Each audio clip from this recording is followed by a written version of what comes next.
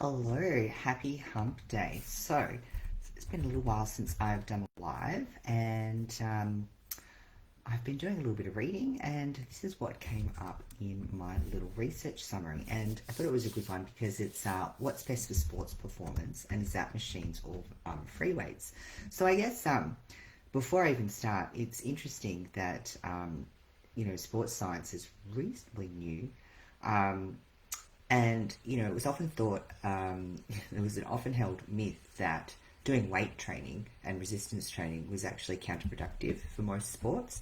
Nowadays, we don't even think about it, right? Like most of your AFL stars will all, and NRL stars, gridiron, all of them all do weight training. Sprinters do training, even tennis players, right? So it's pretty well known that actually building some muscle mass is better for your anaerobic power, it's better for your endurance, and it obviously gives you a lot more power as well. And I guess I thought this was a really interesting body of research that they've done because now the dynamic or the rhetoric has changed obviously from whether or not you should do weight training and now how do we optimize that weight training. So it's a good space to be in. And I often get asked by, some community members and novice clients, which is better generally, free weight or machine weighted exercise? And it's a really smart question, right? Because, obviously there's gyms littered with a variety of those. Often with your home equipment, you're not going to be able to fit in massive amounts of equipment, so people want to know what they should stock up with. And I guess, look, the short answer is really both. But there are a lot of considerations specific to the person, to their particular goals, to the sports that they're doing, and also their comfort in terms of performing certain exercises and that, right? And it can also come down to things like mobility and flexibility in that as well. So when it comes to improving athletic performance, specifically though, how do machine exercises compare to equivalent exercises performed with free weights? And one of the studies that I found, it's quite a recent study, has given us new insights on just this topic. Before we get into that though, as I mentioned, that weight training is there, and it's not just for about power; it's also about providing foundational training, conditioning, and even fighters and that do it as well. And then even if you think about even with basketball, for example, elite athletes such as MJ and Kobe all did weight training, and they did it with Tim Grover, who was a qualified exercise physiologist. And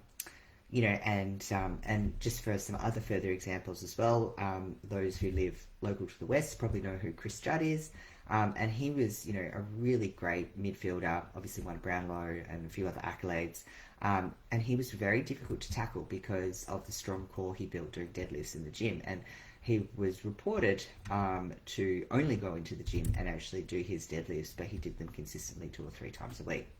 Anyway, back to the study. And full caveat here, apparently the scientific community hasn't caught up with the plethora of female athletes out there, so it is a little bit of gender bias to this latest Spanish study. And also I would say there's a bit of age bias here too as well. But then that kind of makes sense because a lot of sports have younger athletes. Bodybuilding is obviously the exception, and golf and a few other sports where, there's a lot more longevity into the sport, and you see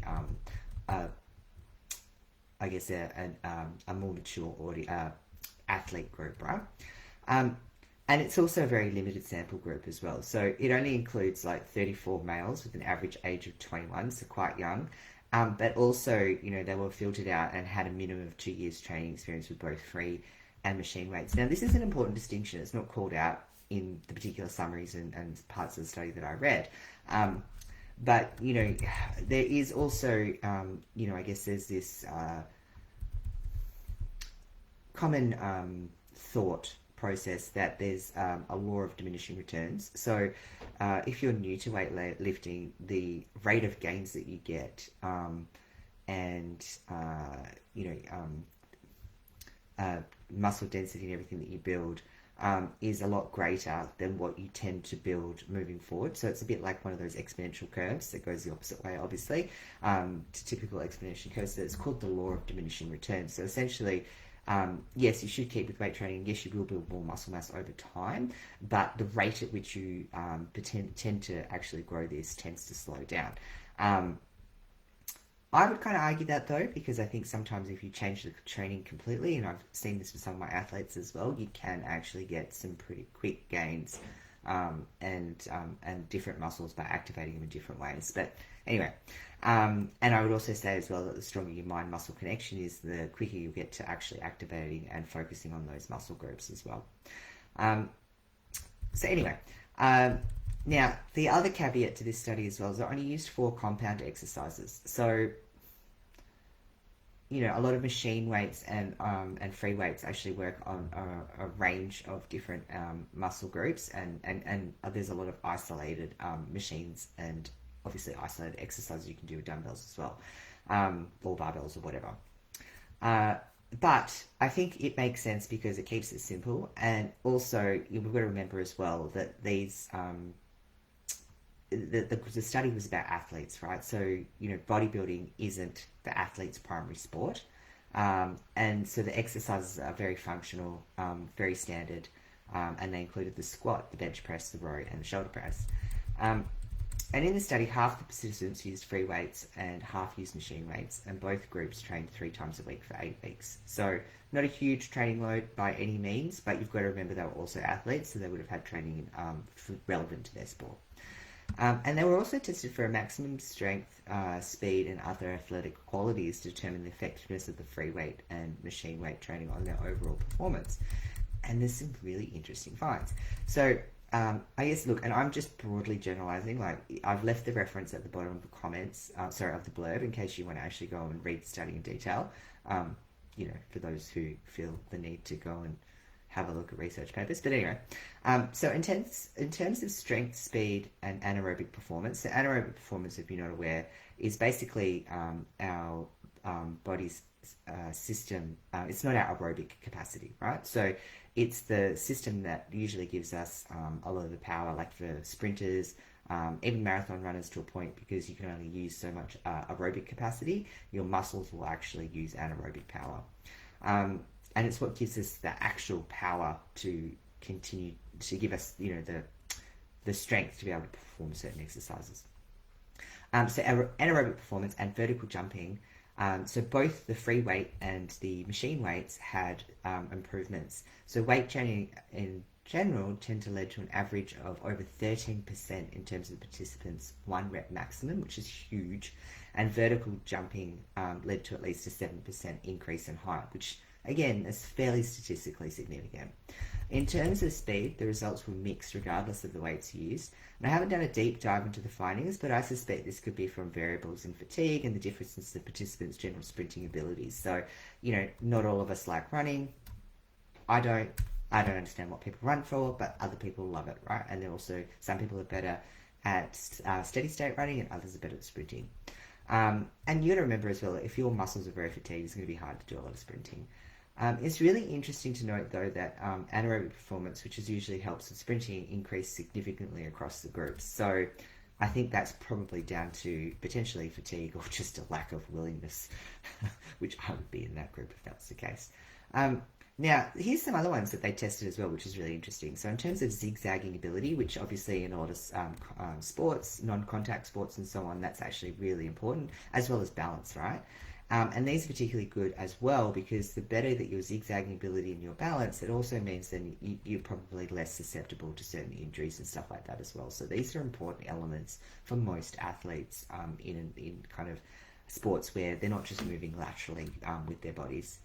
And here the free weight group tended to make significant improvements in comparison to the machine weight group, which makes sense, right? Because a lot of free weights actually recruit a lot more other muscles, whereas the machines, the benefit of the machine in general is that it keeps you stabilized, right? So it hits the muscle groups, you're basically locked in so that you can't actually recruit other things, and it's a great thing for beginners in particular who haven't got a lot of gym experience to make sure they can understand and learn the movements before potentially, you know, progressing to free weights and so on. So the key takeaways from this is, 1, strength improves performance no matter how you build it. So whether you want to use free weights or machine weights, and strong, and obviously 2, a stronger, 2 as well. Sorry, I'm getting confused. I can't read my notes. a stronger athlete is a better athlete more often than not as well. So it doesn't matter what sport you are in. Generally, a stronger athlete is always going to perform better. They've got more stability. They can get more out of it. They're harder to sway off. They're going to get more speed. All of those sorts of things. So, but as this study shows, it doesn't seem to matter how an athlete develops that strength. So it doesn't really matter if you're doing free weights or machine weights. And as I said, you're probably better off doing both. There we go. Sorry, I'm just looking at my notes again. And then, of course, the other takeaway was that, your training still needs are still dependent, obviously, on your specific attributes, your experience, your limitations, your preferences, and your needs and goals, which I sort of said at the beginning as well. So it's no different to anybody who's new to training, whether you're an experienced athlete or not. There is going to be a lot of benefits in actually doing some resistance training here. And then obviously as well, there's some other aspects to consider as well. So, when you're doing any kind of training program, you need to balance the weight training in comparison to what your cardiovascular fitness needs need to be, potentially what your flexibility requirements are, and your upper body strength and mobility, right? Because different sports are going to require different things. Other than that, though, I think the case is pretty solid, as I said. No matter what your preferred activity is, weight training will help improve performance over a plethora of areas in your life. So, get your ass to the gym, and I'll see you there. Anyway, as I said before, really loving the questions that you guys are sending through. I'll tend to batch them where I can and it makes sense. But please keep sending them through and I will endeavour to answer them in this group. And yeah, you can comment below as well if you found this post helpful. Tag someone that you think might need to know it. And let me know anything else you'd like to learn more about.